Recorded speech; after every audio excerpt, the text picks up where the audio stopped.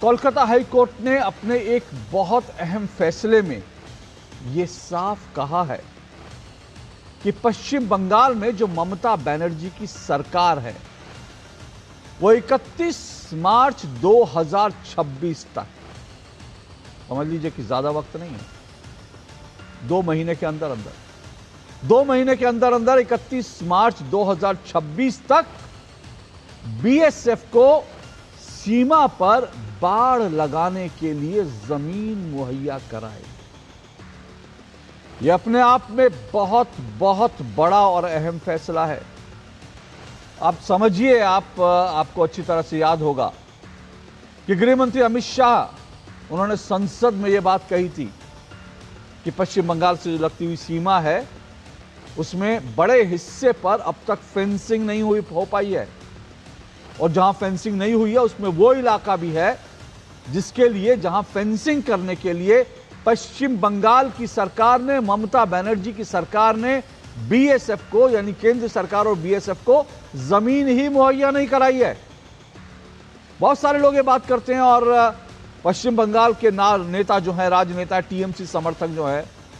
वो भी ये भ्रम फैलाने की कोशिश करते हैं कि अरे घुसपैठ जो हो रही है वो तो बीएसएफ का काम है, बीएसएफ उसको रोके, बीएसएफ की जिम्मेदारी है और उसमें राज्य सरकार क्या कर सकती है, केंद्र सरकार के अंतर्गत बीएसएफ आती है, तो अगर घुसपैठ हो रही है तो उसके लिए पूरी की पूरी जिम्मेदारी जो है वो बीएसएफ की है, केंद्र सरकार की है। इसमें कोई दो राय नहीं कि सीमाओं पर जो सुरक्षा करने की जिम्मेदारी है वो बॉर्डर सिक्योरिटी फोर्स की है, बीएसएफ की है, और बीएसएफ केंद्र सरकार के अधीन काम करती है, इसमें कोई दो राय नहीं। लेकिन बीएसएफ जो इतनी लंबी सीमा है वहां चप्पे चप्पे पर बीएसएफ के जवान तो तैनात नहीं कर सकती ना, तो चप्पे चप्पे पर सुरक्षा के लिए आपको क्या करना पड़ेगा, आपको फेंसिंग लगानी होगी, बाड़ लगानी होगी, और बाड़ लगाने के लिए जमीन जो है, क्योंकि जमीन का जो मामला, लैंड के जो उससे जुड़े कानून हैं वो राज्य सरकार के अंतर्गत आते हैं। इसीलिए बीएसएफ को बॉर्डर पर फेंसिंग करने के लिए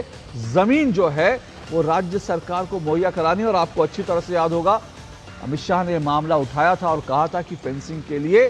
जमीन नहीं दी जा रही है,